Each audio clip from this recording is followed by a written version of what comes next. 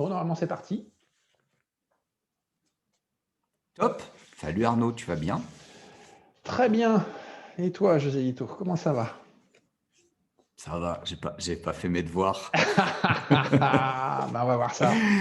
J'ai pas fait mes devoirs. C'est dur d'accepter de mesurer son temps en fait. J'ai pas gratouillé le pourquoi du comment, mais je l'ai pas fait. Ah bah, on va bien voir. On va bien voir. Par contre, pour ceux qui ne te connaissent pas, José Lito, tu fais quoi? Ah, en ce moment, je fais du café. En ce moment, je fais, comment il m'a dit Patrice Lobignan, je fais consultant les mains dans le cambouis. J'ai une activité de conseil en marketing et au sein d'une agence qui s'appelle Popigico. Et ces derniers mois, je suis en mode expérimental au sein d'une belle PME. J'ai décidé de passer 4 jours par semaine au sein d'une PME industrielle qui s'appelle Bibal, donc c'est un torréfacteur. Et je travaille avec eux sur leur transition numérique. J'aime pas le terme de transformation digitale, d'accord, mais c'est à peu près ça. Donc, je bosse sur la transition numérique et j'attaque par le marketing et les ventes. Et je m'aperçois que depuis septembre, je suis là-bas depuis septembre, 4 jours par semaine, et c'est en travaillant avec ce client-là que j'ai pris conscience des problèmes d'organisation, de gestion du temps, de performance, d'efficacité, enfin tous ces sujets qu'on a pu aborder tous les deux. Je me suis rendu compte que j'arrivais en disant, bah, il y a le marketing, il y a les ventes et qu'en fait, tout ça, c'est bien. Tout ce chapiteau de transformation digitale, blablabla, fonctionne à une condition, c'est que les collaborateurs de l'entreprise, la direction, maîtrisent cette ressource précieuse et particulière qu'est le temps, en l'occurrence. Je ne parle pas encore d'autre chose, mais et ça m'a vraiment, vraiment intrigué. Donc voilà, donc je continue à faire du café aujourd'hui chez cette maison qui existe depuis 1955. Bon, très bien. Montpellier pour ceux que ça intéresse. Venez visiter l'usine, vous êtes les bienvenus. Ouais, c'est cool. C'est cool. En plus, il y a l'odeur du café, c'est toujours qui est en train de se torréfier. J'en parlais, je suis allé chez le dentiste aujourd'hui, j'ai réussi à lui vendre du café, même la bouche Ouais, ouverte, j'y arrive. Et c'est la première chose qu'il m'a dit, en fait, mon dentiste m'a ouais. dit, ouais, moi j'aime le café, etc.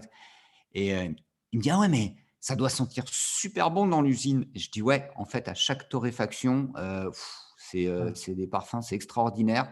Donc, c'est un petit kiff supplémentaire d'aller bosser dans cette belle usine. Bon, eh ben, écoute, on va commencer. Donc, on va juste Allez, rappeler qu'on est en train, pour cette partie, pour cette session, une fois de plus, de parler de performance et d'efficacité à titre personnel, c'est-à-dire au ouais. niveau individuel. Hein. On verra plus tard ce que ça peut donner au niveau d'une équipe et au niveau d'une entreprise. On rappelle que pour pouvoir être efficace et performant, il faut travailler sur deux axes. Le premier, c'est gérer son temps et gérer ses priorités. L'un sans Mm. l'autre, bah, ça ne sert pas à grand-chose. Et on a parlé la dernière fois de traquer son temps. Et Ce donc, que je n'ai pas fait. par rapport à ça, José Lito, te rappelles-tu combien d'heures par semaine on a? 168, Exactement. ça m'a marqué ce truc, 168 heures par semaine. Bam. Voilà, 168 heures par semaine en tout. On a tous ces 168 heures. Par contre, il y en a qui vont les transformer en or et il y en a qui vont juste les consommer. Donc, haha. Et donc, tes résultats alors. Donc, tu disais, tu n'as pas commencé. Non, Et donc, j'ai pas traqué. la question, c'est pourquoi? Ah, bonne question. Je te fais la officielle, c'est ouais, tu comprends, j'ai pas les outils, j'y ai pas pensé. Hmm. Euh, Puis de toute façon, en fait, non, mais en fait, je connais un peu. En fait, je sais hein, quand même. J'ai Ouais, pas ouais. besoin de mesurer. Euh, et, Et je pense qu'en fait, ça fait flipper. En vrai, ça fait juste super flipper de se dire ah oui, alors il y a aussi le ouais, mais moi je sais. D'accord, ça va, on ne me la fait pas parce que je n'ai pas besoin de mesurer parce que je sais parfaitement combien je mets de temps. La preuve, j'ai un agenda, j'ai des réunions, j'ai des choses comme ça. Mais néanmoins, quand même, j'y ai pensé toute la semaine, enfin depuis mercredi dernier, j'y ai Ouais. pensé. Ouais, quand subitement dans mon agenda est apparue, pouf, une réunion, je me suis dit, tiens, hop là, 1 heure par-ci, 1 heure par-là. Alors, voilà, j'ai pas mesuré, mais j'ai été plus attentif et plus vigilant à cette notion de temps et de comment je l'utilise, comment je le consomme en l'occurrence. Et donc, qu'est-ce que tu as appris? Ce que j'ai appris, c'est que, alors ce que je savais, il y a des choses que je savais déjà, évidemment, mais et d'ailleurs, il y a eu un post très intéressant que grâce à toi, j'ai publié lundi matin sur LinkedIn où j'évoquais mon journal de bord, comment je commence ma journée et la difficulté que j'avais à attraper le début de la semaine, en fait, l'entame de semaine, pourquoi c'était à mon sens difficile et comment j'avais remédié à cette difficulté. Par contre, ce que je remarque, c'est la capacité extraordinaire des autres à me voler mon temps. J'ai détecté, j'ai repéré les voleurs de temps. Bon, très bien. Et donc, la question d'après, José Ito. Qu'est-ce qui me pousserait à commencer et persister? Ouais. Eh ben oui. J'allais te dire, si on me payait pour ça, est-ce que je le ferais? Tu vois, mais je suis même pas sûr. Je pense que, alors, persister, je te dirais que à partir du moment où c'est lancé, ça va se faire. Donc, Ce qui je n'est pas le cas, répète assez que. ce qui est pas le cas de tout le monde. Hein. Oui, oui, je sais bien qu'il faut rappeler que le succès est un processus, c'est pas un événement. Voilà. Et qu'est-ce qui me pousserait à commencer aujourd'hui? Ouais. Un coach, quelqu'un. En fait, j'ai pas pris. Pourquoi? Parce que, allez, je sais pas. Je me dis que j'ai pas pris. Ce qui me pousserait à commencer, c'est de prendre un engagement formel, en disant, ok, je m'engage par écrit, machin, à le faire. Et je t'ai répondu, je le fais en temps réel, hein, mais je t'ai répondu lundi que j'avais quand même que le journal de bord que je tiens tous les lundis est une façon de le faire, de mesurer le temps en macro. Oui, ça, on le verra dans d'autres sessions. En gros, ça permet de faire un bilan de la journée. Donc, ouais, ce qui me Mais, permettrait de commencer, voilà. en fait, c'est peut-être pour moi de dire, OK, sur une semaine à grosse maille, avant d'aller sur du tracking, parce que tu proposais la semaine dernière du 15 ou 30 minutes, ouais, le 15, ça m'a mis en mode panique. Oui, Quoi. j'ai bien vu. Ouais. Ah ouais, ça me met en PLS tout de suite. Je me dis, oh, 15 minutes. Non, non, je procrastine trop pour ceux qui me connaissent. Euh, Attends, non, je vais montrer quand même. Pourquoi je ne peux pas mesurer 15 minutes de mon temps? Parce que quand j'ai 15 minutes de mon temps, je fais des pauses et je joue à des jeux vidéo. Ouais, c'est pas grave. Non, mais ça, tu captes à quelle vitesse tu peux bouffer 15 minutes comme ça d'un coup. Et je crois que si je commence à mesurer dans une journée combien de tranches de 15 minutes je passe à faire un petit coup de jeu, Ouais. mais je vais me faire flipper. Ça va représenter sur les 168 heures, ça va représenter un nombre d'heures.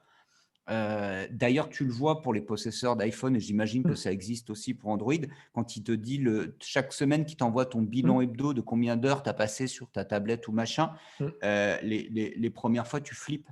Donc, mais je pense que l'engagement formel vis-à-vis de quelqu'un serait quelque chose qui pourrait m'aider à y aller. Eh ben, tu sais quoi? Ce que je te propose, c'est tu m'écris l'engagement et puis dans la prochaine session, on le met. Comme ça, ce n'est pas un engagement vis-à-vis d'une personne, ça va être un engagement vis-à-vis de tous ceux qui regardent. D'accord. Ok, ça marche. Ok, très bien. Parce que, en Je pense fait, vraiment que c'est ouais. un vrai sujet. Hein. Ah bah oui, oui. Bah, de toute façon, la notion de s'engager, c'est pas pour rien que On dit qu'il faut s'engager, que derrière, il faut des points réguliers avec la personne qui accompagne pour qu'elle soit là quand il y a éventuellement une petite porte justement pour éviter de faire, etc. etc. Donc oui, l'engagement, c'est important. Je reviens sur ce que tu as dit sur le temps que tu passes à faire des jeux vidéo. C'est quelque chose qui est très important. On le verra plus tard. Le but d'être efficace et performant, c'est pas de devenir Elon Musk. C'est pas de travailler 120 heures par semaine. D'accord? C'est de travailler de façon efficace. C'est pas, comme disent les Anglais, ont le sens des slogans. C'est pas work harder, c'est work smarter. Et le fait de savoir que éventuellement tu vas détecter, parce que la finalité du tracking, c'est quand même ça, à la fin, c'est de savoir quand tu es efficace et quand tu n'es pas efficace, et de se rendre compte qu'éventuellement, à un moment, tu as besoin d'avoir une respiration. Et si ta respiration, c'est de faire 15 minutes sur la tablette, mais que tu sais qu'après, tu redeviendras plus efficace que si tu ne l'avais pas fait, ça n'est pas un problème.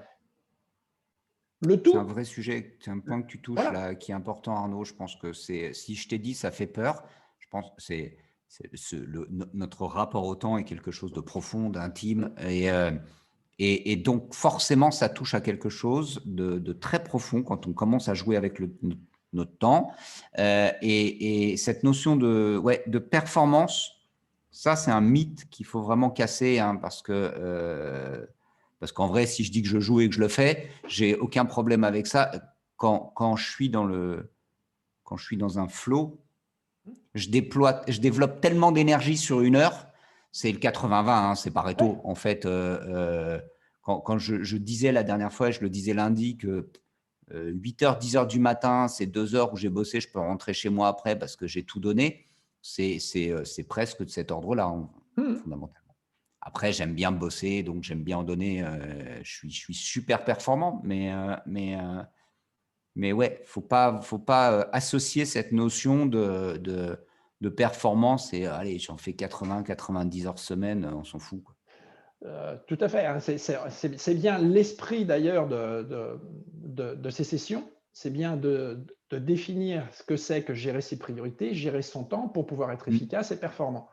On n'est pas en train de dire que, justement, si vous êtes obligé de travailler, entre guillemets, si vous êtes obligé de travailler 80 heures par semaine pour être performant, c'est que vous ne l'êtes pas. Voilà, c'est un peu un truc massu, mais en gros, si pour vous sentir bien par rapport au travail, votre rapport au travail, vous êtes obligé de bosser 80 heures par semaine, c'est que vous n'êtes pas performant. Et d'ailleurs, à ce moment-là, regardez à quel taux horaire vous travaillez. Prenez votre salaire et divisez-le par 80 fois le nombre de jours qu'il y a dans un mois, et vous allez voir que vous n'êtes pas bien payé. Et c'est normal, puisque vous n'êtes pas performant. Oui, c'est exactement ça. Donc, cette notion de performance, on la verra plus tard, elle est aussi liée au fait d'avoir à certains moments des respirations. On ne peut pas être à 100%, voire à 120 ou à 150% d'efficacité sur une durée qui est incalculable. Ça n'existe pas. D'ailleurs, on verra aussi qu'il est important qu'on ait des activités qui soient, entre guillemets, juste mécaniques dans la journée. Pourquoi? Parce qu'à ce moment-là, le cerveau se repose. Hein, il est juste en train d'appliquer un processus. Voilà. Et donc, le cerveau se repose et là, la créativité revient. Parce qu'en gros, les mains font ce qu'on leur a demandé de faire. Il n'y a aucun enjeu, donc on le fait. Et par contre, lui, le cerveau, comme il ne peut pas rester, immobile, à lui, c'est là où les associations d'idées se font, etc., etc., machin. C'est pour ça aussi qu'on dit que, par exemple, c'est sous la douche qu'on arrive à avoir des choses. Parce que quand on se douche, on est juste en train de se laver. Donc, c'est un truc mécanique. Quand on l'a fait déjà pendant 40 ans, on se lave toujours de la même façon. Donc, on est vraiment dans un processus mécanique. Et là, bizarrement, le cerveau n'a rien à penser. Donc, il va faire des associations d'idées, etc., etc. Donc, c'est aussi pour ça que plus vous faites d'heures de travail, moins vous allez être créatif. Bien, donc on note quand même que pour la prochaine fois, je pourrais montrer ton engagement. D'accord. Oui. Donc, on verra d'ailleurs dans la prochaine session comment, voilà, rédiger ces tâches, mais voilà, on verra comment tu l'as rédigé, comme ça on pourra regarder justement quel est l'engagement que tu as pris vis-à-vis de toi-même. OK. Parce que traquer son temps, voilà, ça te permettrait de savoir exactement comment tu consommes ton temps. Tu disais tout à l'heure, globalement, avec mon journal, je sais globalement, de façon macro, d'accord, comment j'ai consommé mon temps. Bah, moi, je ne suis pas d'accord. Parce que dans ton journal, tu vas noter ce que tu as réussi et éventuellement ce que tu as raté. Par contre, quel est l'effort que tu as fourni pour les deux? Si tu n'as pas traqué ton temps, tu ne sais pas. Oui, c'est vrai. Donc, on revient à l'intérêt initial de traquer son temps, c'est de pouvoir regarder d'abord sur les 168 heures comment elles se sont réparties pour que quand tu vas noter dans ton journal « j'ai réussi ça », tu puisses te dire « je l'ai réussi, mais je n'ai pas été bon » ou éventuellement « je l'ai réussi et j'ai été super bon ». Et à ce moment-là, si tu as été super bon, tu vas pouvoir te dire « mais au fait, comment j'ai fait pour être super bon ?» Parce que le problème, c'est quand on réussit les choses, on considère que c'est normal. Parce qu'à l'école, si tu as bien appris ta leçon, tu auras une bonne note. Mais quand on commence à se rendre compte qu'on arrive à faire des choses un peu plus vite que d'habitude, et pour pouvoir se rendre compte, il faut avoir traqué son temps, parce que sinon on ne s'en rend pas compte, d'accord? Et à ce moment-là, on peut identifier ce qu'on a changé et essayer de le capitaliser pour le garder pour les prochaines fois. L'autre chose aussi qui est importante, c'est que quand on traque son temps, sur les tâches qui sont répétitives, on va pouvoir savoir à peu près combien de temps il faut pour faire quelque chose. Donc ça veut dire que quand par exemple on va te demander de faire quelque chose, si tu as traqué ton temps pour estimer, pour donner une estimation du temps qu'il te faut, si tu as traqué ton temps, ça va être beaucoup plus, entre guillemets, précis, parce que tu vas te baser sur des données. Oui, c'est juste. Sinon, bah, ça va être le biais. On verra les lois du temps qui font qu'on n'arrive jamais à fournir ce qu'on a promis dans les temps. Mais sinon, ça va être le biais de sous-estimer le temps, de penser uniquement qu'on va ne faire que ça, alors qu'on sait très bien que pour pouvoir être à 100% sur une tâche, c'est quasi impossible, etc., etc. Donc, en fait, traquer son temps, ça va permettre tout ça. Ça va permettre aussi de se rendre compte, quelque chose qui est très important, c'est qu'on passe son temps à switcher d'une tâche à une autre. Et le fait de traquer son temps, ça va peut-être permettre de se rendre compte que quand on travaille 2 heures d'affilée sur un même sujet, ben en fait, on est beaucoup plus productif que quand on travaille une demi-heure, une demi-heure, une demi-heure, une demi-heure. Donc, voilà pourquoi, en fait, traquer le temps, c'est important. Alors, ce qui est important aussi, c'est de savoir comment on doit définir ce qu'on a à faire. Oh, vaste sujet. Ah bah oui. Bah oui, parce que soit on dit, admettons si on est aux 35 heures, il y en a qui vont définir leur travail en disant bah, j'ai 7 heures à faire de travail. Bon, on ne sait pas ce qui va être fait. On a déjà parlé la dernière fois de présentéisme, hein, des gens qui font 7 heures de présence. Bon, la présence, c'est vraiment pas lié à l'efficacité et la performance, mais voilà. Donc en gros, puisque tu as accepté de monter dans cette galère, voilà, je vais te demander, donne-moi un ou deux trucs que tu as à faire d'ici la fin de la semaine. Sans dévoiler quoi que ce soit de confidentiel. Non. Alors, j'ai des activités de production de contenu, rédiger des articles, rédiger des livres blancs, rédiger des rapports. Alors, est-ce que tu veux que je peux être plus précis, hein, je n'ai pas grand-chose. Donc là, on est au niveau plutôt de catégorie. Voilà, okay. Donne-moi un exemple concret. Concret, là, demain, demain j'ai un codir. Donc, j'ai passé, ça, si je peux te dire, j'ai passé vraiment tout mon mardi à rédiger le plan de présentation. J'ai 2 heures pour présenter une stratégie de communication marketing auprès d'un codir demain matin. Donc, j'ai passé plusieurs heures à rédiger le plan, ensuite à le mettre en forme. Donc ça, voilà, okay. animer… Ça, c'est le passé. Moi, je te demande les choses que tu as à faire d'ici la fin de la semaine. Eh ben, demain, je vais présenter, j'ai 2 heures de réunion codir. D'accord. Je vais devoir préparer un webinar pour la semaine prochaine. J'ai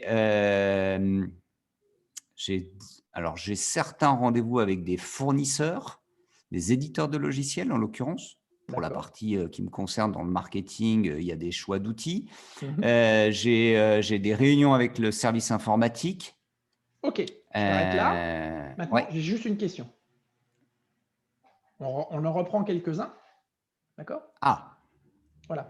Oui. Qu'est-ce qui est du domaine de la tâche? Qu'est-ce qui est du domaine du projet? Alors, moi, j'ai un outil qui me permet de faire ça. J'utilise Jira. Donc, par exemple, alors, ce qui est de l'ordre du projet, je vais le définir comme ça. Il y a un projet global qui est aujourd'hui de faire une refonte d'une plateforme digitale. Vas-y. Excuse-moi, je te coupe. Non, par rapport aux travaux que tu m'as donnés là, la liste. Que je t'ai donné là? Ouais, là, je te demande pas. Voilà, c'est pour ça que j'ai commencé. Alors, ce sont des tâches qui s'intègrent dans des projets, dans un projet beaucoup plus vaste. Très bien. Moi, je te parle juste des travaux dont tu m'as parlé. Tu m'as parlé de codir, tu m'as parlé de rencontrer des fournisseurs, etc., etc. Est-ce que pour toi, par rapport à ces travaux que tu as évoqués, c'est clair ce qui est du domaine de ce qu'on pourrait dire d'un projet et ce qui est du domaine d'une tâche? Alors, depuis quelques mois, oui. Bon. Mais je triche un peu parce que je suis avec une project manager, donc forcément, elle m'a botté les fesses, tu le sais bien. Oui. Mais alors, depuis quelque temps, oui, et c'est pas toujours évident. Parce que maintenant, en fait, oui, je fais des collections. Enfin, je me demande si c'est un projet ou si c'est une tâche, et je le traite différemment. Mais il y a des sujets. Par exemple, si j'ai un rendez-vous, tiens, tu vois, préparer un comité de direction. C'est un projet ou c'est une tâche? Pour moi, c'est une tâche, mais en même temps, c'est pour parler de transition numérique. Donc ça, c'est un projet. Mais des fois, j'ai du mal à hiérarchiser les choses. Mais j'avoue que c'est une sacrée gymnastique. Alors, en fait, la question, elle est vraiment en dehors de ce qu'on pourrait appeler le management de projet. Dans le management de projet, définir un projet, c'est relativement clair. Quand on commence à se questionner sur ce que l'on fait soi-même, la notion de projet a tendance à se mixer avec la tâche. Et comme tu l'as dit toi-même, on va le voir juste après, donc je l'avais écrit, mais comme tu l'as déjà dit, autant rebondir tout de suite dessus, c'est que quand on a quelque chose à faire qui est du domaine du projet, ben, ça ne se pilote pas de la même façon que quand on a juste une tâche à effectuer. Pourtant, il y a des points communs entre les deux. Ah, vas-y, raconte. Il y en a 4. Le premier, c'est qu'il doit y avoir impérativement, à la fin du projet ou à la fin du livrable, laisse-moi s'il te plaît, les aléas de… Non, j'ai dit non, Douane. Merci, je suis en train de travailler. Voilà. Voilà, ça, c'est une tâche. Ça, c'est fait. Mais l'éducation de Louane, c'est un projet. Ah bah là, on peut dire même c'est un programme. C'est un ensemble de projets. Un ensemble de projets. Donc en fait, quand tu as des choses à faire, d'accord? Oui. Que ce soit une tâche ou un projet, à la fin, il doit y avoir un livrable. D'accord. D'accord. Donc quand par exemple, tu m'as dit je dois rencontrer des fournisseurs, bah, je serai ton coach, je te demanderai, mais c'est quoi le livrable à la fin?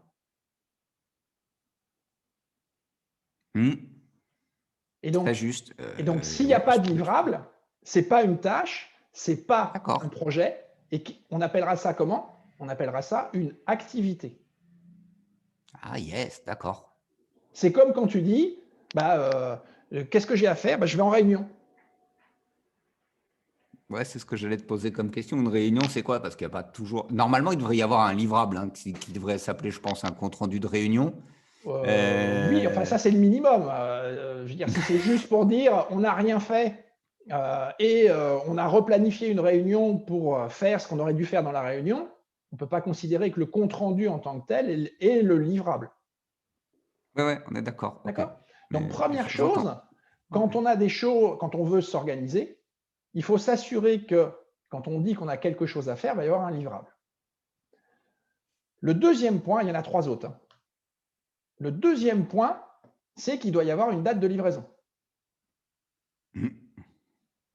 D'accord? S'il n'y a pas de date de livraison, forcément, la tâche va dériver, on ne le fera jamais, et ça ne fera en plus que détruire la confiance qu'on a en soi. Parce que malgré tout, si on Mhm. s'est dit qu'on allait le faire, Grave.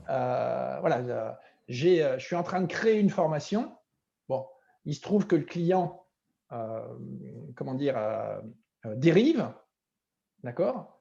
Bon, tu me connais aussi, donc forcément, puisque je n'ai pas d'échéance, je dérive. Bah ouais. D'accord? Ouais, ouais. Il se trouve que je travaille avec quelqu'un que tu connais bien, qui m'a dit, bon, on fait un point. Jeudi dernier, il m'a dit, on fait un point mercredi.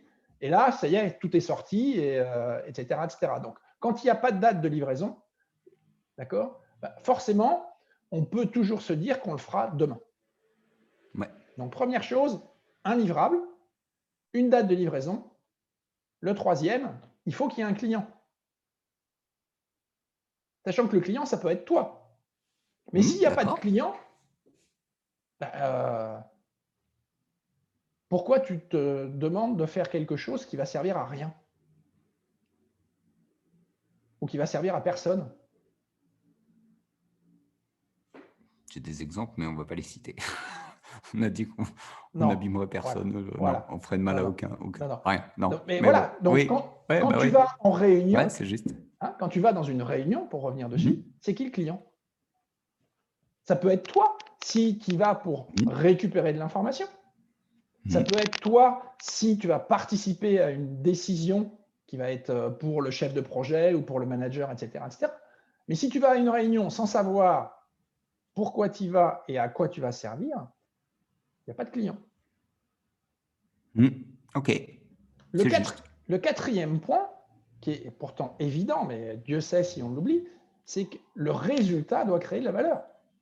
Ah oui, si tu vas dans une réunion et qu'à la fin, hein, on reprend, il y a un livrable, parce qu'il y en a qui vont dire, il y a un livrable, il y a un compte-rendu de réunion, mais que le compte-rendu de réunion, Mhm. dedans, c'est du vide, forcément, tu vas pouvoir te rendre compte que le temps que tu as consacré à cette activité, puisque ce n'est pas une tâche, puisqu'il n'y a pas de création de valeur, d'accord? Eh bien, à ce Mhm. moment-là, on t'a consommé ton temps. Mhm. Et donc, la prochaine fois, tu pourras peut-être demander à la personne en amont, tu es sûr qu'il faut que je vienne, parce que si c'est comme la dernière fois, etc. Donc, c'est aussi, si tu en es conscient, toi, d'être capable de, diffuser le fait que quand on veut consommer ton temps a de la valeur, et que donc, tu ne veux pas le gaspiller. Et tu verras généralement Mhm. que les gens vont y faire beaucoup plus attention. Donc, Ah, 4 grave, choses. grave, grave. Ouais. Un Ok. livrable, une date de livraison, Livraison, un client et client, s'assurer que ça de la crée de la valeur. valeur. Hein, j'ai Tac, posté c'est un truc aussi du. sur LinkedIn sur les Ouais. reportings. Voilà. Bien, on a tous fait des reportings, d'accord, où on peut dire à la Mhm. fin, je l'ai fait. Donc, il y a eu un livrable. Je l'ai fait dans les Mhm. temps. Très bien. Je l'ai envoyé à quelqu'un. Très bien. Client. Et, rien. Rien. Non, mais c'est Et rien. donc, c'est ce que je disais à ce moment-là. Quand vous êtes dans ce cas-là, la meilleure chose à faire, n'envoyez plus le reporting et comptez le nombre de jours avant qu'on vienne vous le demander. Mhm. Moi, j'ai fait des reportings mensuels, j'ai arrêté pendant 6 mois. Et au bout de 6 mois, il y a quelqu'un enfin dans l'organisation qui m'a dit, mais au fait, j'ai pas eu le reporting. Et je lui ai dit, mais ça fait 6 mois que tu ne l'as pas. Donc, c'est qu'il sert à rien. Sérieux. Mais oui, mais oui, mais oui, mais oui, mais c'est trop ça en fait. C'est exactement ça. D'accord? C'est Donc, exactement ça. 4 Très choses. bien. Et Super. donc, si on ne les fait pas, qu'est-ce qui se passe en fait? En fait, c'est comme si tu étais dans le hamster dans la roue, quoi. C'est que d'abord, tu restes sur place. Ah oui, tu vas rien apprendre, tu vas pas, donc tu restes sur place. Voilà, tu es là, et tu restes. Deuxièmement, tu vas consommer d'abord ton énergie, mais aussi l'énergie des autres, au lieu de produire. Oh bah, moi, j'ai pas eu les résultats, mais j'ai bossé 10 heures. Hein. Voilà, ça c'est typique, c'est la réaction typique de quelqu'un qui est en obligation de moyens et pas en obligation de résultats. Si une autre personne est capable de faire ce que tu n'as pas réussi à faire en 10 heures, en 2 heures, je me pose des questions.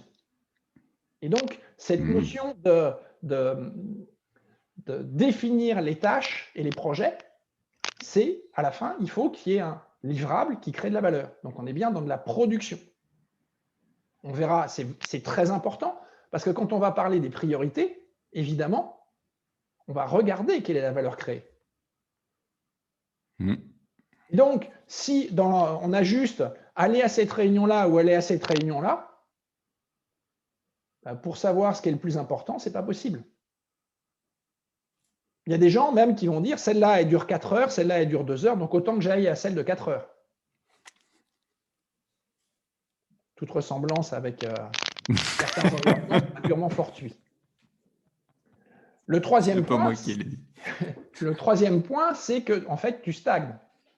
Ah oui, puisque tu ne fais que refaire mécaniquement des choses qui globalement ne créent rien, d'abord tu stagnes.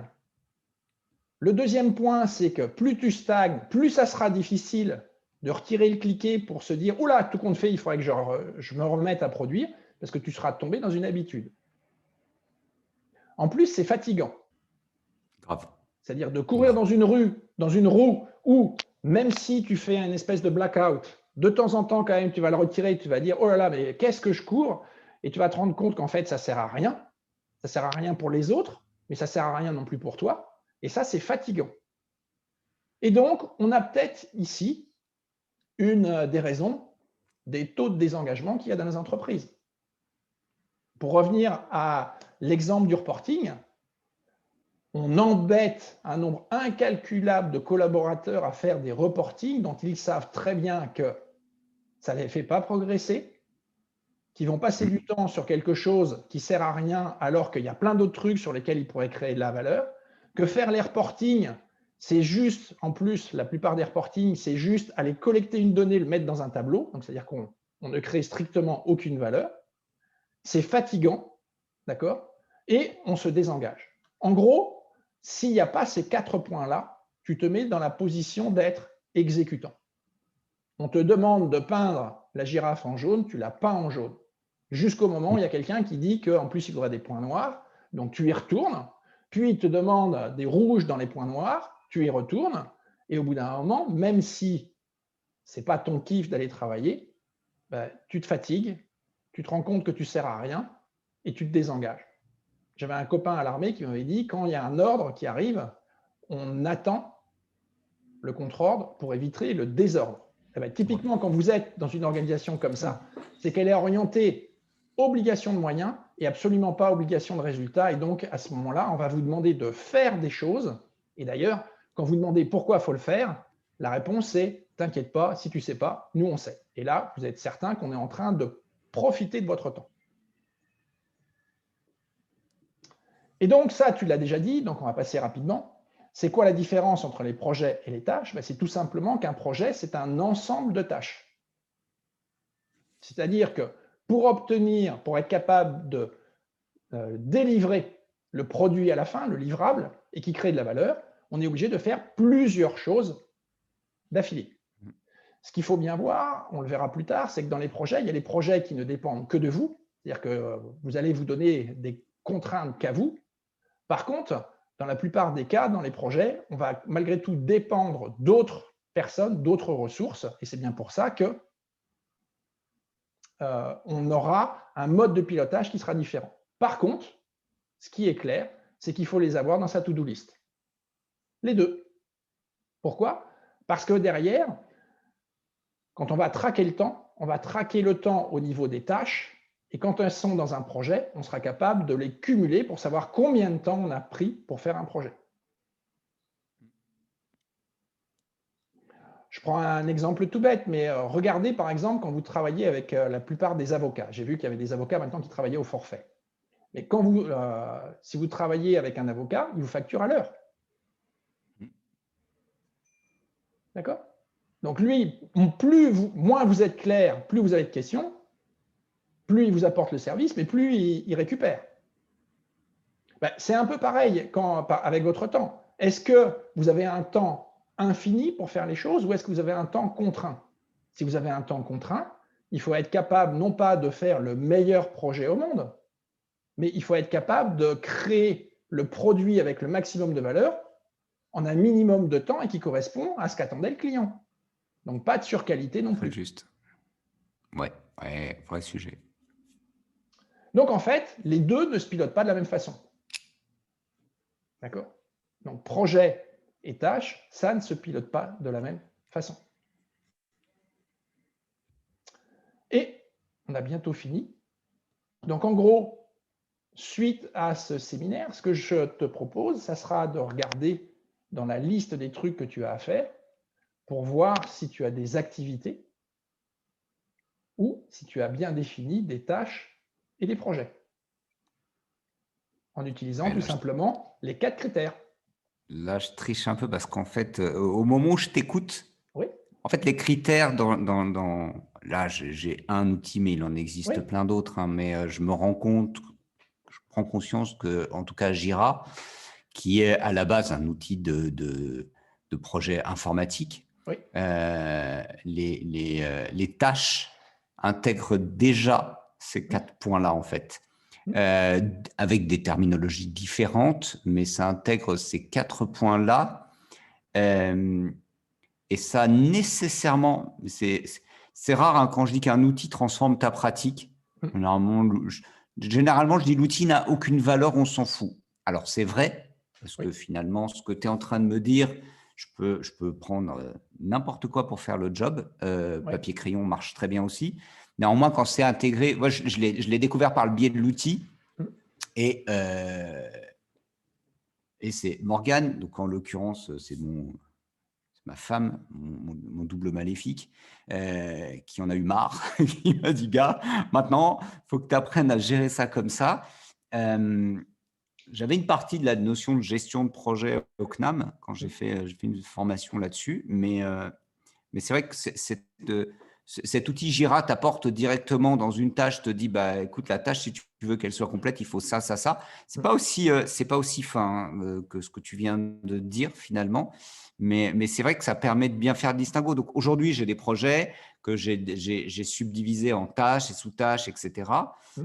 Contre toute attente, par contre, je suis très doué pour demander aux autres combien de temps ça leur prend. J'arrive à le faire, hein, parce que quand je dis, j'exagère un peu, quand je fais mes tâches, quand je suis en mode projet, que je mets mes tâches, j'ai quelque chose qui est intégré, qui me demande une estimation du temps.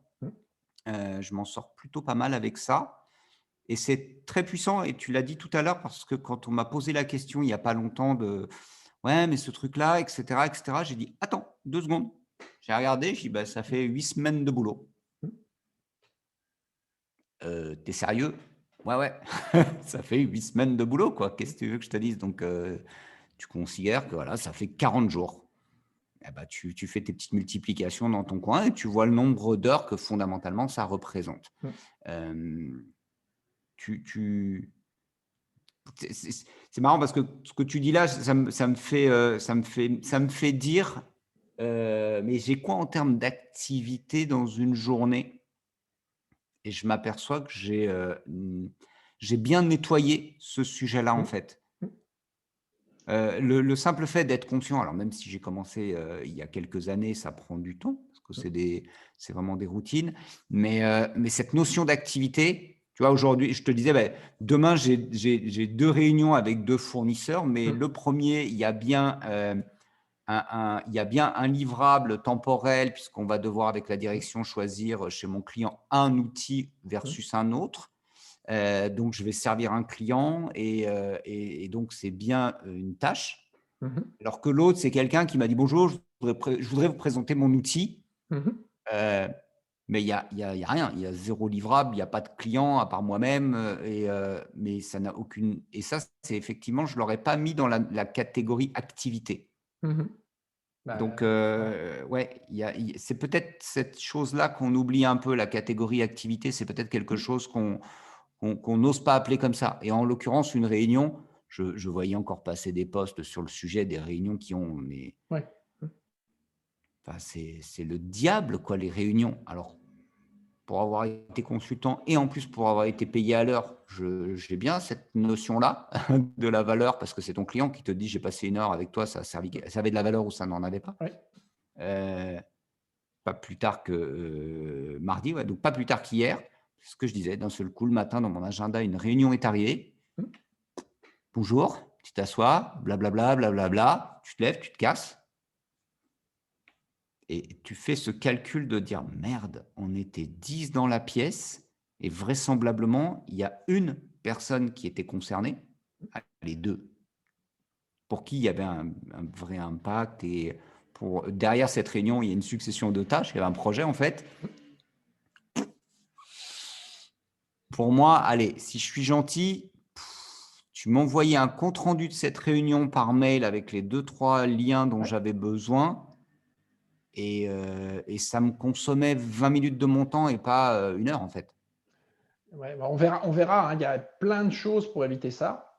La première, c'est de demander sur quel compte d'imputation dans ta boîte tu vas pointer les heures de réunion. Et là, tu vas voir que Voilà. super rapidement, ça va Et l'autre est fou. nettoyer le nombre de personnes qu'il y a Ouais. dans les réunions. Ils ne le font pas. Ben non, personne ne veut le Non, faire. mais personne ne veut le Personne. faire. Je veux dire, non, je parle de PME, hein, je Oui. recadre à chaque fois mes clients qui aujourd'hui sont des PME. Non, jamais de la vie. Tu leur fais faire un truc. J'ai posé la question récemment, combien ça coûte? Parce que des hamsters dans les roues, j'en vois quelques-uns. Et j'ai posé la question à un client, je lui dis, mais combien ça te coûte à l'accueil, la personne qui répond au téléphone pour des questions de SAV, etc. Bah, son salaire, tu vois, tu prends son salaire. Éventuellement, tu commences à dire, mais combien d'appels jour? Et tu commences à mettre un coût sur un appel. Oui. Et une société qui s'appelle Smart Tribune, avec qui j'ai discuté la semaine dernière, me disait, en moyenne, en France, le coût d'un appel, SAV, etc., relation client, 4 €. Et je suis arrivé avec ce chiffre. Je dis, ouais, 4 €. Il me dit, mais t'es malade, c'est pas possible. Alors, je t'explique, tu penses. Ils ne calculent pas la chaise, l'électricité, l'ordinateur, le site internet sur lequel il y a le numéro de téléphone où les gens vont appeler. Tu vois, et donc, dans le cadre d'une réunion, de dire à quelqu'un, bouge pas, on est 6. Là, j'en parle parce que c'est. Je le dis, je parle de Bibal parce que je suis 4 jours par semaine chez eux, mais c'est valable dans plein de PME françaises. Hein. C'est l'effet inverse, en fait. C'était marrant parce que j'ai commencé à organiser des réunions le lundi dans le but de provoquer une forme de routine. Donc, on se voit, on fait une routine, etc. etc. Et je suis fasciné parce que j'ai des gens qui me disent tout le temps, j'ai pas le temps. D'accord. Et donc, j'ai des réunions de 10 à 11 et elles se terminent tout le temps à 12h30. Alors, ok, je suis un mec passionnant, donc je peux comprendre. Mais en fait, c'est les mêmes qui te disent, j'ai pas le temps. Ils débordent le lundi d'1h30, il n'y a pas de problème pour ça. Et le deuxième truc rigolo, c'est l'inverse. C'est des personnes qui sont venues me dire, nos réunions du lundi, on ne les fait plus. Et je leur dis, bah non, tu comprends, là, on est dans une période dans le projet où j'ai plus besoin de toi, de tes connaissances, et je ne vais pas te prendre du temps. Ouais, mais moi, j'aimais bien. Alors, ok, merci, c'est flatteur, mais ok, je sais, les cinémas, théâtre, tout est fermé. Le one-man show de José Lito du lundi, tu kiffes, mais t'es pas payé. Moi, je suis pas payé pour faire un one-man show et toi, t'es pas payé comme spectateur, tu vois. Et en fait, j'ai vraiment eu des personnes qui m'ont dit, mais c'était sincère, quoi. Ouais, mais c'est kiffant tes réunions. On apprend des trucs, il se passe des choses.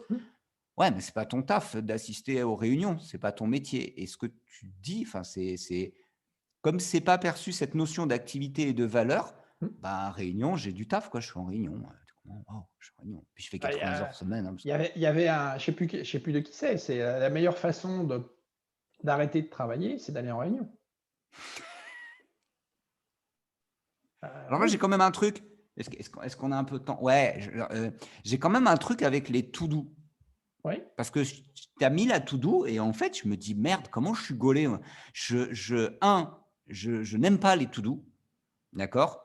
Mais il y a quelqu'un dans ma vie qui m'a fait flipper.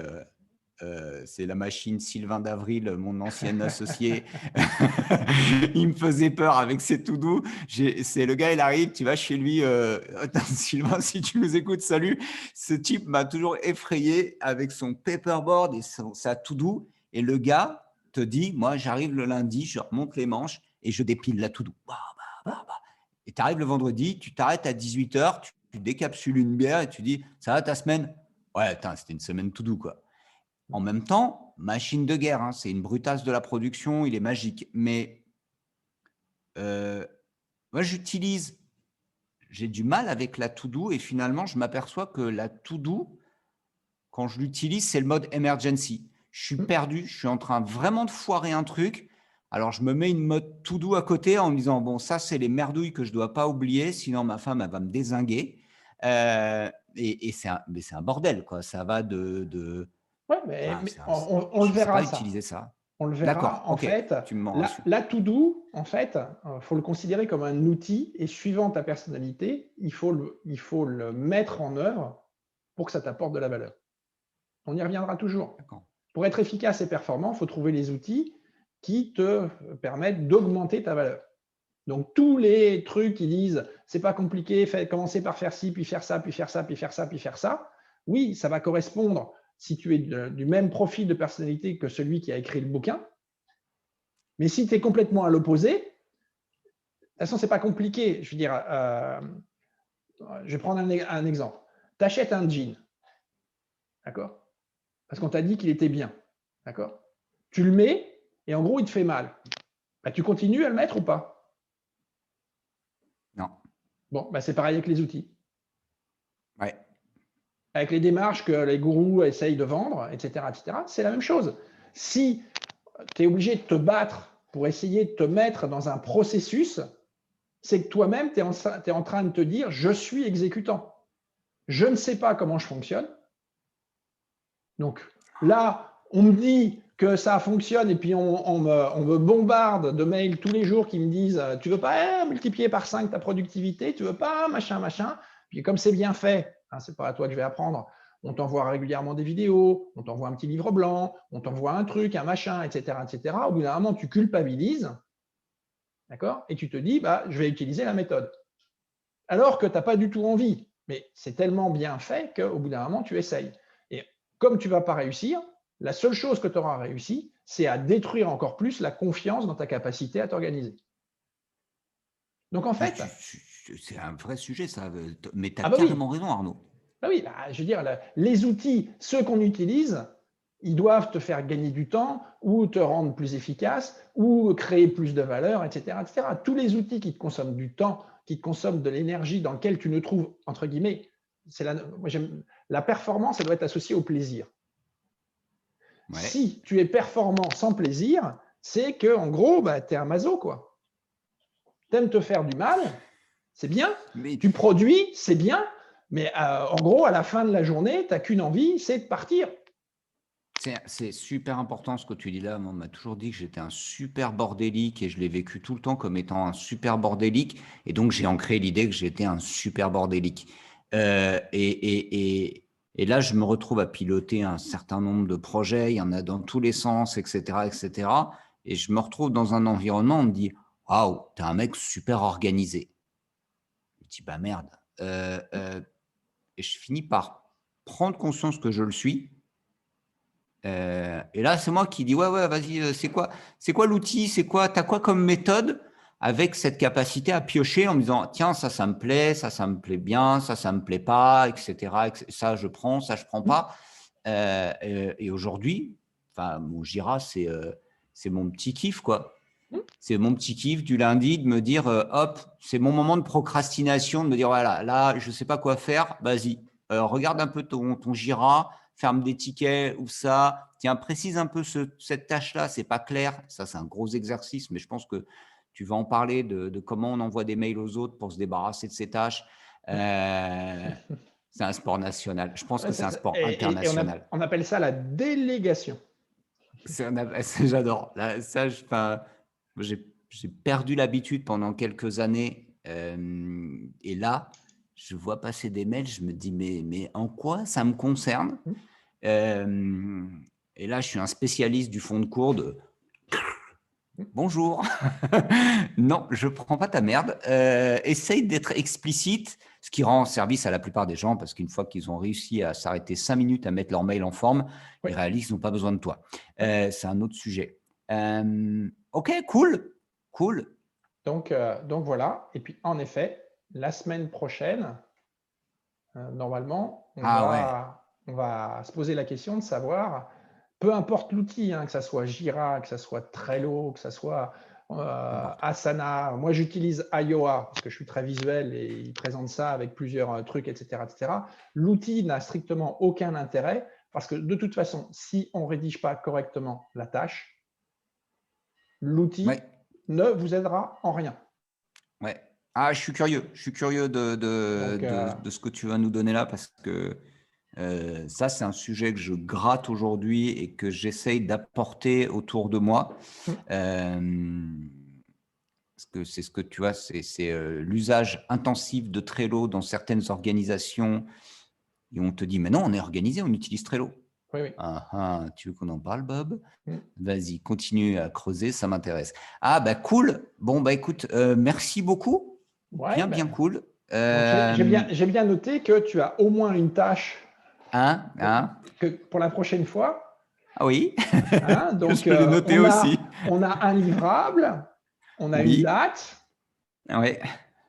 Le client, c'est plus ou moins flou. Est-ce qu'on considère que c'est toi ou est-ce que c'est les gens qui nous regardent? Ça sera à déterminer. D'accord. Et la création de valeur, tu l'as donné toi-même, c'est que si tu ne prends pas cet engagement, tu ne vas pas commencer. Donc la création de valeur est là. Donc on a bien tous les éléments pour dire que tu as vraiment une tâche à faire pour mercredi prochain. Parfait. C'est noté, je la mets dans ma to-do. Merci infiniment. Merci beaucoup, Arnaud. Eh ben, écoute, à la semaine prochaine. Ouais. Et puis, de toute façon… Et puis, n'oubliez pas de vous abonner à cette chaîne. Ouais. Faites des petits pouces et abonnez-vous à la chaîne. C'est super important comme ça. Vous allez avoir des notifications qui vont vous raconter, qui vont vous dire coucou, il y a des nouveaux épisodes. Voilà. Et si vous avez des sujets en lien avec la performance, l'efficacité, donc on a bien vu avec la gestion du temps et la gestion des priorités, c'est pareil, n'hésitez pas, on est sur LinkedIn tous les deux et on se fera un plaisir d'y répondre, soit directement par LinkedIn, soit carrément d'en faire un épisode, si le sujet est partagé par plusieurs. Carrément. Oui, voilà, et ça c'est une bonne chose. Portez-vous bien et puis à la semaine prochaine. Merci José Lito. À la semaine prochaine. Merci Arnaud, salut, bye bye.